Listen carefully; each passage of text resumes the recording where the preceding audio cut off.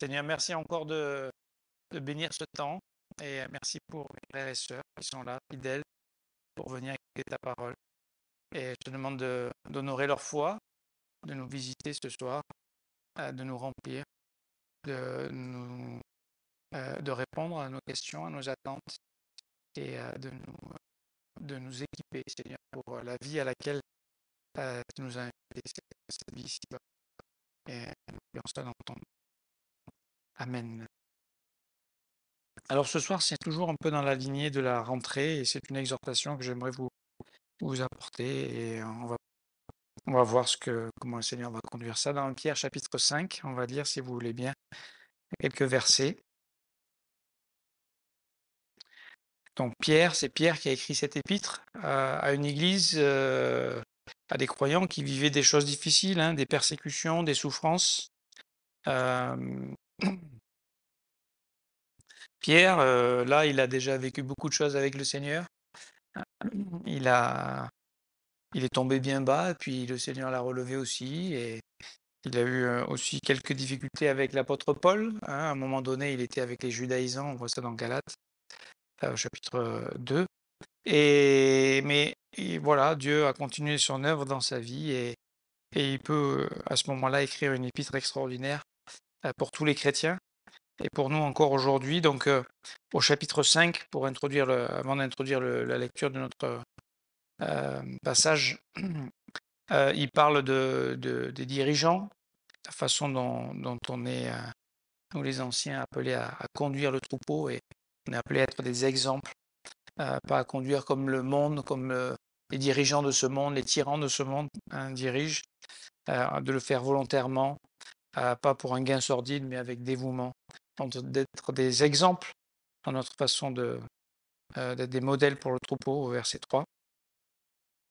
Après, il parle des récompenses qui nous seront, pour nous, dirigeants, nous attendent au ciel. Et puis après, il parle des relations entre les plus jeunes. Et là, il y a un mot qui ressort, c'est l'humilité. Et vraiment, c'est ce qui doit, euh, c'est ce qui cause beaucoup de tort, en fait, dans toutes les relations, c'est l'orgueil. C'est la justice propre, c'est la suffisance, l'humilité, voilà, de regarder les autres comme au-dessus de nous, de pas regarder, comme tu viens de le rappeler, aux fautes, à nos fautes ou aux fautes des autres, mais de regarder à Christ et au potentiel qu'on a tous en Jésus-Christ. Et c'est ça qui est merveilleux, ça doit être ça le corps de Christ. C'est qu'on ne vient pas là pour scruter nos erreurs. Ah, frère, qu'est-ce que tu as fait cette semaine? Ouh là là là là là. Non, c'est waouh, on est accueilli, on est aimé, on est peut-être tombé, mais on peut se relever et on peut continuer aujourd'hui. Hein, on a un Dieu de grâce extraordinaire. Donc, il rappellera, un Dieu résiste aux orgueilleux, mais fait grâce aux humbles.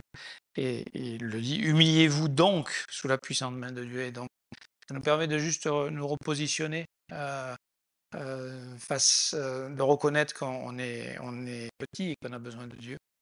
Et que c'est la bonne position devant Dieu. C'est une position d'humilité. Et puis, on arrive au verset 8. Verset 8 à 11, c'est les versets qui nous intéressent ce soir. Soyez sobres, veillez. Votre adversaire, le diable, rôde comme un lion rugissant, cherchant qui il dévorera. Résistez-lui avec une foi ferme, sachant que les mêmes souffrances sont imposées à vos frères dans le monde. Verset 10. Le Dieu de toute grâce, qui vous a appelé en Jésus-Christ à sa gloire éternelle, après que vous aurez souffert un peu de temps, vous perfectionnera lui-même, vous affermira, vous fortifiera, vous rendra inébranlable. À lui soit la puissance au siècle des siècles. Amen. Le Dieu de toute grâce, hein, Dieu est grâce. Il est le Dieu de toute grâce. Et sa provision de grâce, elle est infinie. En Éphésiens chapitre 2, verset 7, il est dit qu'il voulait montrer dans les siècles à venir l'infinie richesse de sa grâce par sa bonté envers nous en Jésus-Christ. Donc, on ne pourra jamais épuiser la grâce de Dieu. D'accord? Et ça, c'est pour nous un grand espoir. C'est qu'en réalité, plus on avance dans la vie chrétienne et plus on prend conscience qu'on a besoin de la grâce de Dieu. Et que si on se tient debout, c'est par grâce, tout simplement. Cette grâce, donc, elle est nécessaire. Cette grâce infinie était nécessaire pour nous qui sommes des pécheurs invétérés. Et je pensais à ce verset dans Jean 15,5 qui dit, quand c'est le contexte, c'est le cep et le vigneron, et que nous, on est le sarment attaché au cep, il est le cep, et que sans lui, en fait, il est dit, on ne peut rien faire. Si on ne reste pas attaché, si ce n'est pas la vie de Dieu en nous qui se manifeste, nos efforts humains dans le royaume de Dieu sont inutiles, sont vains, hein, tout simplement. Et en même temps qu'on comprend que sans lui, on ne peut rien faire, en même temps, ici, Dieu nous donne des exhortations très claires, très directes, très fortes. Hein, 3 impératifs, soyez sobres, veillez, résistez. Donc ça veut dire que si Dieu nous donne ces exhortations, c'est que nous avons des décisions, des choix à prendre. Oui, on ne peut rien faire, mais voilà, on est invité à répondre à la parole de Dieu par la foi. Et en fait,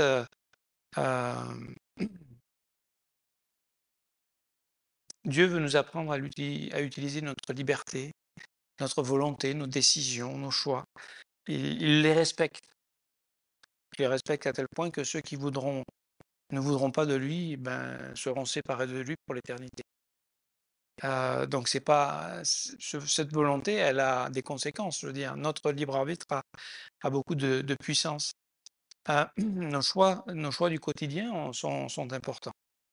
Bien sûr, nous sommes en sécurité, nous sommes devenus enfants de Dieu, mais voilà, la vie que nous allons vivre, les fruits que nous allons porter ou ne pas porter, seront, bien sûr, c'est une œuvre de grâce, mais c'est aussi quelle est mon attitude vis-à-vis de Dieu? Est-ce que je suis humble? Est-ce que je suis à l'écoute?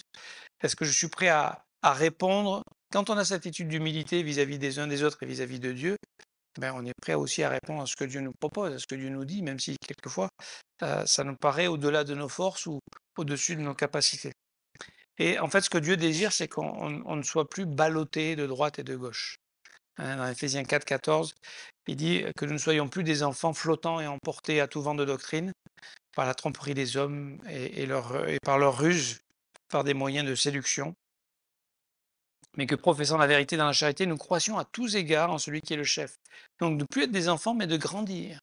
Ça, c'est la vie chrétienne normale. Hein, c'est de grandir. Nous, on a une perspective, on a un objectif, on a un avenir, on a une destinée. On a l'éternité avec Dieu. On va régner avec Dieu. On va être dans la gloire de Dieu. Hein. Donc, on est sur ce chemin, et cet objectif, ben, c'est de saisir la vie éternelle que nous avons reçue. Et Jean 17,3 nous rappelle que saisir la vie éternelle, c'est de connaître Jésus-Christ. Hein, c'est de passer de découvrir ce Dieu qui nous a, ce grand Dieu, sa parole, sa personne, son caractère, expérimenter, vivre en communion avec lui. La bonne nouvelle, c'est qu'il a promis de nous accompagner, d'être tous les jours avec nous. Jean 14,16, hein, le Saint-Esprit qui va demeurer éternellement en nous. Et il a promis que le Saint-Esprit était là aussi pour nous conduire. Dans Galates 5, 16 à 18, on est conduit par le Saint-Esprit. Et puis, vous savez, ce verset, j'aime beaucoup ce verset d'Ésaïe 30, 21, qui dit « Tes oreilles entendront derrière toi la voix qui dira « Voici le chemin, marchez-y, car vous iriez à droite ou vous iriez à gauche. » Quelquefois, on ne sait pas trop où est-ce qu'il faut aller. Hein. C'est facile d'être emporté ou séduit ou trompé ou penser que ça, c'est le bon chemin parce que ça semble facile, et il y a des jolies fleurs, ça semble dégagé, ça semble large. Hein, ça semble, tout le monde va là, donc on y va avec. Hein, puisque ça semble facile. Et peut-être que ce n'est pas le chemin que Dieu a en réserve pour nous. Donc, d'être à l'écoute du Saint-Esprit et de laisser et d'obéir par la foi à ce que la parole, le Saint-Esprit, comment il nous parle, comment il nous convainc à travers nos lectures, nos méditations, les prédications, l'enseignement de la parole de Dieu qui nous exhorte et qui nous interpelle. Il a aussi promis de jamais nous abandonner, Hébreux 13,5, et puis que son amour ne s'éloignerait jamais de nous. Hein, il n'y a rien qui nous pourra nous séparer de l'amour de Dieu dans Romains 8, 35, 38 et 39. Et ça, c'est les promesses. Ça, c'est le Dieu de toute grâce, n'est-ce pas? Donc, verset 10, le Dieu de toute grâce qui vous a appelé en Jésus-Christ à sa gloire éternelle, après que vous aurez souffert un peu de temps. Et c'est peut-être des phrases qu'on n'aime pas trop. On aurait Hein, si on avait pu enlever ce bout de verset là, ces quelques mots et on aurait dit, voilà, il va vous perfectionner lui-même, vous affermir, vous fortifier, vous rendre inébranlable. Mais pourquoi parler de souffrance? Ben, parce que c'est la vérité, c'est la réalité, c'est qu'on vit dans un monde de péché, on vit encore, heu, il y a encore la souffrance ici-bas et on est tous, je dirais, vous savez, ce monde propose, et je pense que c'est vraiment une séduction et une tromperie du diable, ce monde essaie de proposer ou faire croire aux gens qu'on peut vivre une vie sans souffrance. Mais c'est un mensonge. Ça n'existe pas. C'est une séduction. Heu, et il parle même des souffrances au verset 9, hein. Il dit: «Résistez-lui avec une foi ferme, sachant que les mêmes souffrances sont imposées à vos frères dans le monde». J'aimerais vous dire que quelquefois on se plaint, on gémit, on n'est pas, et moi le premier, hein, donc je vise personne ici, c'est juste le cœur de l'homme. On est par nature, on est prompt à se plaindre et toujours à trouver, voilà, un bouc émissaire, à trouver que la faute vient d'un autre, hein, de mon passé, de mes blessures, de la politique, de l'économie, de la météo, enfin je veux dire, il y a toujours quelqu'un, hein, et à la fin c'est Dieu en fait qu'on accuse si facilement. Mais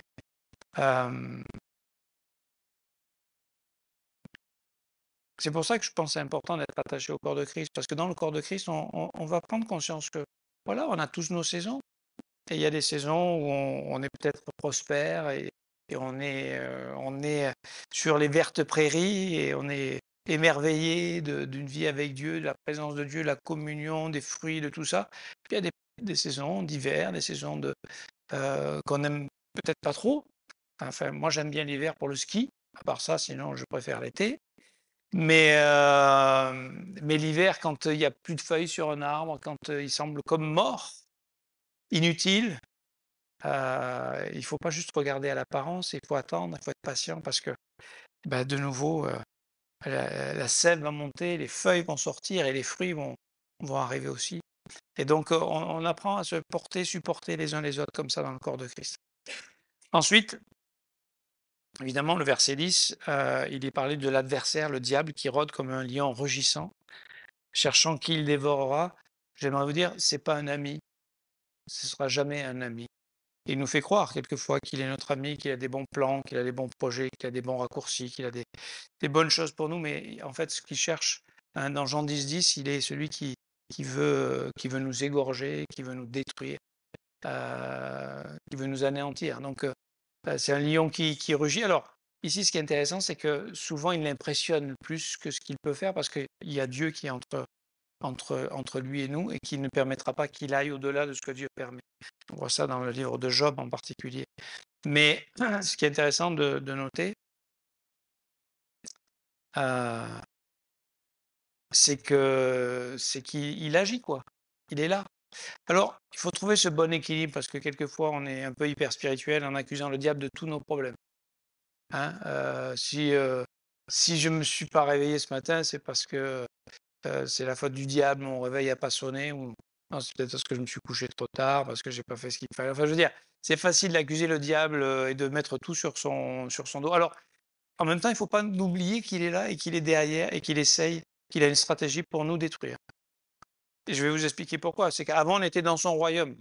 On faisait partie de ses agents. Donc, on était sous son contrôle, on ne pouvait rien faire. Pour sortir hors de son contrôle, on était esclave du péché, on était prisonnier de la mort, on était sous sa domination. Mais le jour de notre conversion, on a changé de royaume. Colossiens 13, on est passé dans le royaume du Fils de son amour. Maintenant, on est enfant de Dieu. Et là, il est donc forcément, il s'oppose. Il va attaquer. En nous attaquant, nous, il s'attaque à Dieu, évidemment. D'accord. Et Dieu, dans sa souveraineté, permet. Voilà, on sait qu'il y a eu des persécutions. Et il y a aujourd'hui encore beaucoup de chrétiens qui meurent pour leur foi. Donc, on est dans une bataille spirituelle et il ne faut jamais l'oublier. Il ne faut pas voir le diable partout. Il faut être conscient qu'il y en a un qui veut nous. euh, Qu'est-ce qu'il veut faire? Il veut nous isoler du troupeau. C'est comme ça que les lions chassent. D'accord. Et quand ils arrivent à mettre un animal hors du troupeau, son avenir est pas très et pas très long, hein, et il va finir en steak, en saucisse. Heu, donc on peut pas faire de compromis ou d'amitié avec le diable. D'accord? C'est pas ton ami, il sera jamais ton ami. Il veut ta mort, il veut ta destruction. Point barre. D'accord? Alors, il impressionne plus que ce qu'il peut faire, parce qu'il est encore sous le on est enfant de Dieu, donc en fait, il peut pas nous toucher il nous touchera qu'à la limite de ce que Dieu permet. Donc, ce que je voulais vous dire à travers cette exhortation, ces 3 mots sur lesquels on va s'arrêter encore quelques minutes, c'est une exhortation pour chacun d'entre nous, mais pour moi en particulier aujourd'hui, et je pense que j'en avais personnellement et particulièrement besoin. Donc j'espère que vous en profiterez aussi parce que Dieu veut toujours que voilà, on avance avec lui, on marche avec lui, on grandisse avec lui, et il veut qu'on passe il veut pas qu'on soit lent à comprendre la parole de Dieu dans Hébreux 5, 11 à 14, hein. Il veut qu'on devienne des maîtres, il veut qu'on ait l'expérience de la parole de justice, sinon on est comme des enfants, et il veut qu'on soit des hommes faits, hein, dans le jugement exercé par l'usage à discerner, on arrive à discerner ce qui est bien, ce qui est mal, et de faire les bons choix pour notre propre vie. Et j'aimerais vous dire qu'en tant que croyant, quand on fait les bons choix pour sa propre vie, c'est un sujet d'encouragement pour les frères et sœurs. On est en bénédiction les uns pour les autres, hein. On est une source d'édification les uns pour les autres. On est une démonstration vivante de ce que Dieu est capable de faire quand on humblement se soumet et on accepte de lui faire confiance et d'obéir à ce qu'il nous propose. Donc, tout ce qu'il nous demande, c'est juste de l'écouter, de le croire et de marcher par la foi en comptant sur son aide, sur ce Dieu de toute grâce, hein, qui est à l'œuvre, pour nous perfectionner, qui est à l'œuvre c'est le verset 10, hein, il est à lui-même, il va nous perfectionner, nous affermir, nous fortifier, nous rendre inébranlables. Donc, donc la sanctification, c'est encore l'œuvre de ce Dieu de grâce. Mais ça va se faire au milieu de ces combats, de ces batailles, de ces échecs, de réaliser, de nous humilier devant Dieu et de revenir à ce que Dieu nous dit, puis d'essayer de mettre en pratique ce qu'il nous dit. Donc, s'il nous exhorte, ces 3 impératifs, c'est pas bon, si tu as le temps, si tu y penses, si tu as un petit moment. Non, c'est soyez sobre, veillez, résistez. Parce qu'on a un ennemi, c'est pas des blagues, hein. On est dans une bataille, on est dans une guerre spirituelle. Et donc, dans l'idée d'être sobre, le mot veut dire aussi être. Alors, bien sûr, quand on parle de sobre, on pense tout de suite à l'opposé de sobre, c'est enivré, hein, c'est rempli de vin. Et là, quelqu'un qui n'est pas sobre, c'est quelqu'un qui n'est plus maître de lui. C'est quelqu'un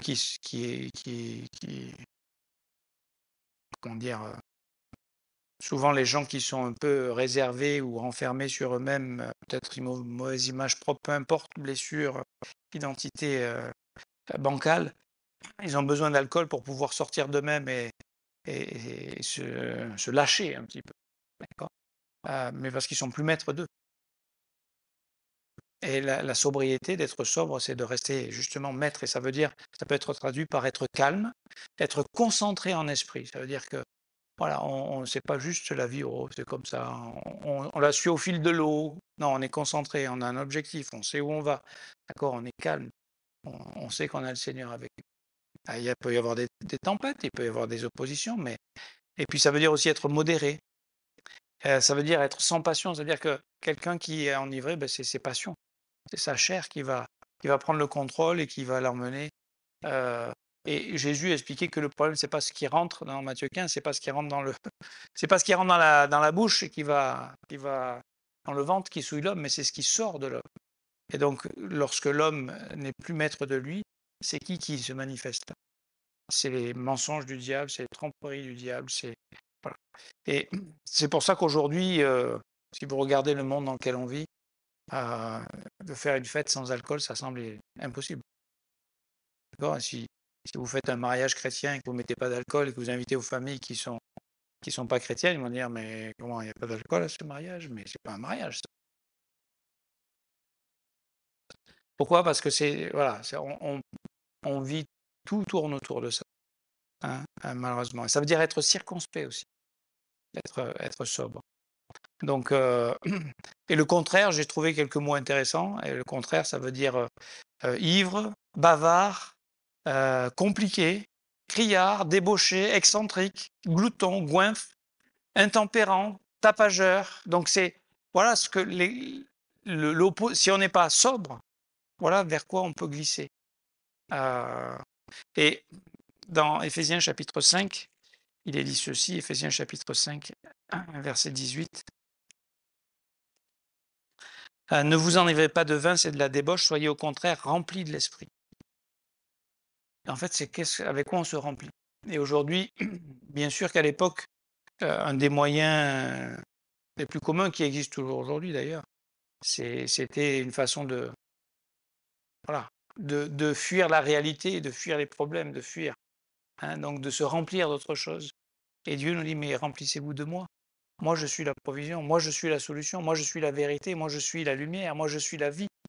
Ma parole, hein, de se remplir de cette intimité avec Dieu, c'est ça. Parce qu'en fait, c'est l'un ou l'autre, on a besoin d'être rempli. On a besoin de sens, on a besoin de relations, on a besoin d'intimité. Donc, évidemment, d'être sobre aussi, c'est pas juste un problème vis-à-vis de l'alcool, mais c'est tout ce qui nous remplit aujourd'hui et qui prend la place de Dieu. Et j'aimerais vous dire que le diable, il est très créatif et il propose un nouveau panel de choses, hein, aujourd'hui pour nous remplir. Donc, j'aimerais vous dire que quand on a un mal-être, quand on souffre, quand on est dans des difficultés, vous regardez dans tous les films, dès qu'il y a quelqu'un qui a un problème, il va aller boire quelque chose. Et c'est la solution du monde. Tu as un problème, ben, va boire un coup. Mais alors, c'est vrai, sur le moment, ça anesthésie un peu la douleur, puisqu'on n'est plus conscient de nous. Mais à chaque réveil, c'est toujours plus douloureux. Donc c'est une spirale tragique qui enferme les gens dans une prison. Pour ceux qui ont un jour été confrontés au problème d'alcool, c'est une prison, j'aimerais vous dire, épargnez-vous cette prison. C'est une prison. Combien de familles, combien d'enfants, combien de femmes, combien de gens d'hommes ont été détruits à cause de ça. Donc soyez sobres, bah, au moins on peut éliminer déjà ce problème-là. Après, il y en a d'autres. Il y en a d'autres. Et Dieu nous invite justement à ne pas se laisser remplir d'autres choses. Et déjà, celui-là, c'est un problème qu'on a évité. Et donc, face à nos difficultés, Dieu, il dit, fais-moi confiance. Écoute mes conseils. Écoute ce que je te dis. Sois sobre. D'accord? Regarde à moi, reste concentré sur moi, garde tes yeux sur moi. Appuie-toi sur mon esprit. Et c'est par le Saint-Esprit que nous avons le fruit de l'esprit qui est la maîtrise de soi. D'accord? Les choix, les décisions qu'on prend, voilà, c'est pas juste des choses émotionnelles et on se retrouve après dans des problèmes. Vous savez, beaucoup de nos problèmes, c'est parce qu'on n'a pas pris les bonnes décisions. Parce qu'on n'était pas rempli de Dieu. Parce qu'on était rempli de nous, de nos problèmes, de nos souffrances, de nos questions, de nos doutes, de nos craintes. Hein? Où on était occupé et distrait. Alors, il faut qu'on avance parce que le temps avance aussi.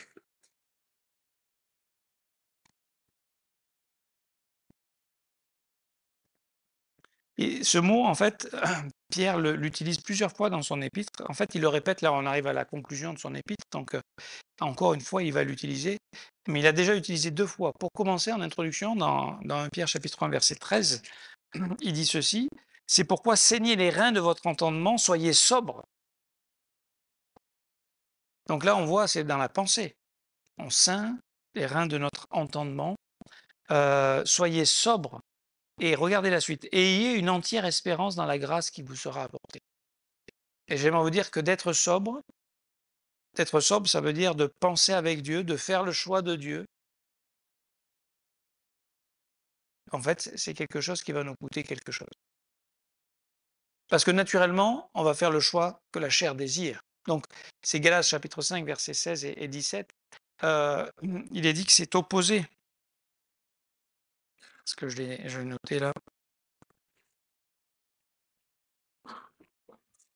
Il est dit ceci: Il dit car la chair a des désirs contraires à ceux de l'esprit et l'esprit en a de contraires à ceux de la chair. Ils sont opposés entre eux afin que vous ne fassiez point ce que vous voudriez. Ça veut dire que pour faire le bon choix, on a besoin de l'aide de Dieu. Mais ma chair, elle ne fera jamais le bon choix. Elle est opposée. Donc il y a une mort à soi-même, il y a la croix. Il y a une souffrance, une petite souffrance à accepter de renoncer. Ah ben non, ce soir, je ne vais pas sortir parce que je vais faire mes devoirs. Ah ben non, ce soir, je ne vais pas aller avec ces gens parce que ces gens-là, ben, je sais où est-ce qu'ils vont aller boire, ils vont aller faire la fête. Donc, j'ai rien à faire avec eux. J'ai pas de place là. Oui, mais c'est mes amis, tu comprends? Non, c'est pas tes amis.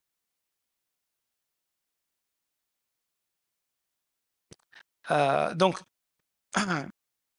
et ce que je veux dire, c'est que quand on fait ce bon choix, il y a une grâce qui nous est accordée. Hein, et on a une entière espérance que Dieu va être avec nous et va nous. On a renoncé à nous, et là, on croit que Dieu va nous donner la provision. Parce qu'on a fait le bon choix, on a choisi d'être sobre, tout simplement. Ensuite, donc, de rester calme, de concentrer, modéré, circonspect. Et puis, le temps passe trop vite, dans 1 Pierre chapitre 4, verset 7, donc au milieu de l'épître, il dit ceci, la fin de toute chose est proche. Vous savez que la fin est proche? Jésus revient bientôt. Et s'il tarde un peu, ta fin, elle est proche. Dans quelques années, tu n'es plus là. Donc, de la fin de toute chose est proche. C'est proche. Quelques années, dit quelques décennies pour les plus jeunes. Hein, pour ceux qui ont pris une année aujourd'hui, la plus jeune, là, il y a encore quelques belles décennies devant toi. Et pour les plus âgés, il y en a moins de décennies devant nous. Hein. Mais c'est proche. Donc, la fin de toute chose est proche. Soyez donc sages et sobres. Et regardez bien ce qu'il est dit. Sage et sobre. Pourquoi? Qu'est-ce qu'on va faire quand on est sage et sobre? On va aller dormir? Quelquefois, vous savez, quand on passe des moments difficiles, quelquefois, la meilleure des choses, c'est d'aller se coucher et dormir.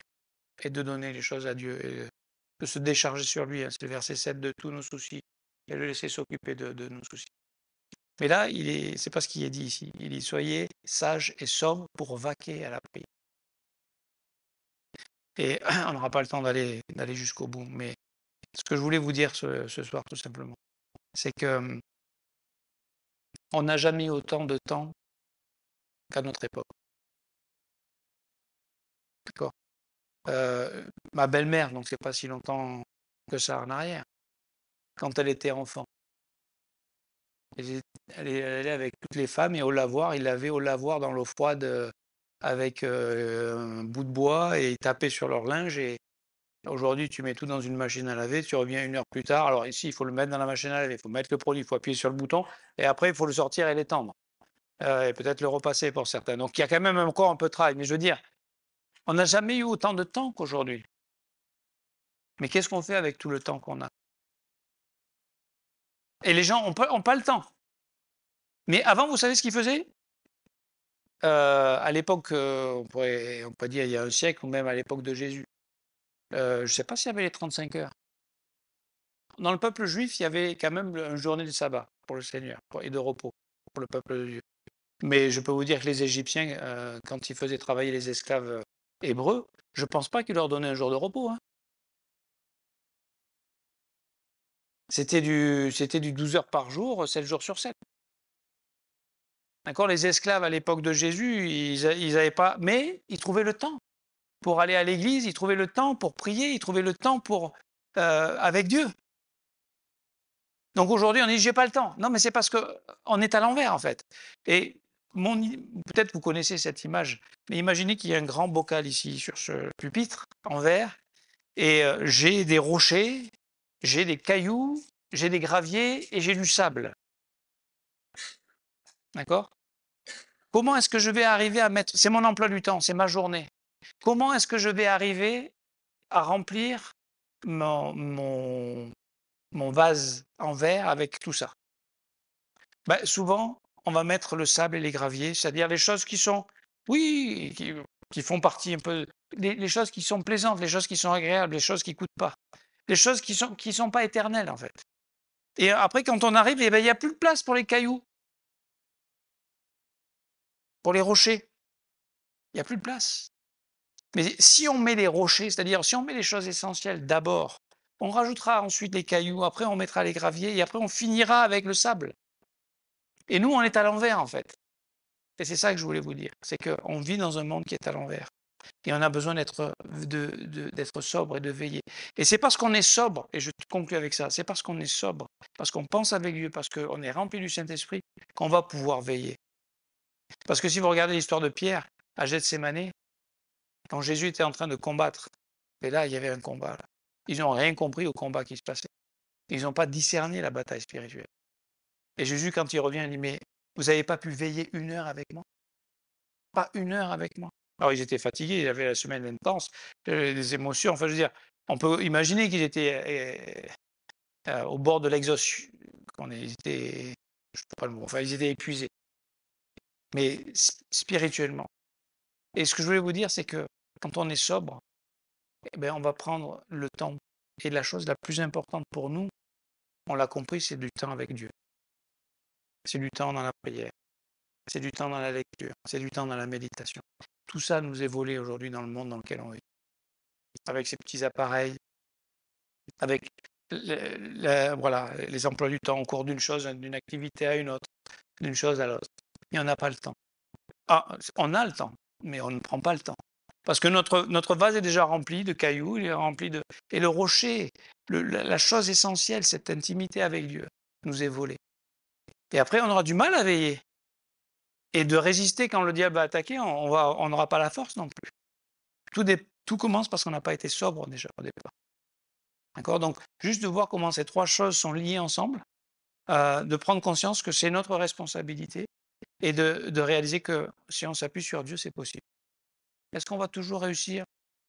Non. C'est pour ça qu'on a un Dieu de toute grâce. D'accord? Et que c'est lui qui fait l'œuvre. Mais néanmoins, il nous invite à choisir jour après jour. Et ses compassions se renouvellent chaque jour. Donc il y a une provision chaque jour pour le faire. Et donc je voulais juste nous encourager cette rentrée de mettre dans notre vie, de mettre dans votre vie.